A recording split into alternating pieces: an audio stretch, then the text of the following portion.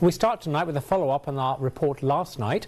Food store Mercado Los Amigos on Fruitvale Blvd is working with the Yakima Health District on a solution after the store was linked to 3 E. coli cases. Our reporter Aidan Connor spoke with the Health District today, who provided tips on how to avoid exposure to E. coli and the future of the store's investigation. E. coli is present in many situations. There are ways to avoid exposure and illness, particularly when working with meat and produce. So E. coli is a bacteria that's present pretty much at all times around the food systems that we have. However, the ways that people can prevent from getting sick from E. coli include making sure that you're washing your fruits and vegetables thoroughly, that you're cooking your meat to the appropriate temperatures. That's why those temperatures are recommended, is to kill any bacteria and viruses that may harm you and cause illness.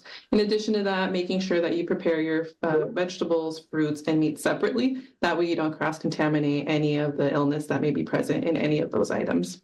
The Health District relies on both stores and food distribution companies to follow safety measures. When you're purchasing items from a store, we're relying on the stores themselves and these companies to be following the proper safety precautions. Occasionally, there may be a bad source of food that's coming in, or either the meats are already contaminated or the cheese may be contaminated. At this point in time, we're not able to identify the source quite yet, but that's why the store was advised to close their fresh produce and their meat counter while we did that investigation. The environmental health team is responsible for conducting the proper testing to find the source of the issue. What happens is the team goes in, they take some of the samples, they send them to the lab to see what out of everything is contaminated to better identify the source. They provide education, again, on how to ensure proper food safety by preventing cross-contamination. And then at that point, the team will go in again just to make sure that some of the recommendations that were provided are implemented, and that when they see that those have been implemented, then the store gets the green light to go ahead and open up.